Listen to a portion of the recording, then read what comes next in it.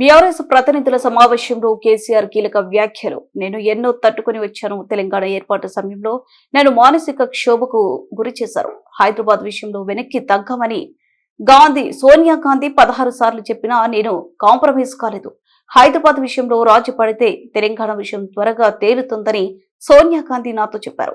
తెలంగాణ పట్ల బీఆర్ఎస్ కు ఉన్న చిత్తశుద్ధి ఎవరికి ఉండదు. హైదరాబాద్ తో కూడిన తెలంగాణ కావాలని అప్పట్లో గట్టిగా కోట్లాడి సాధించాం.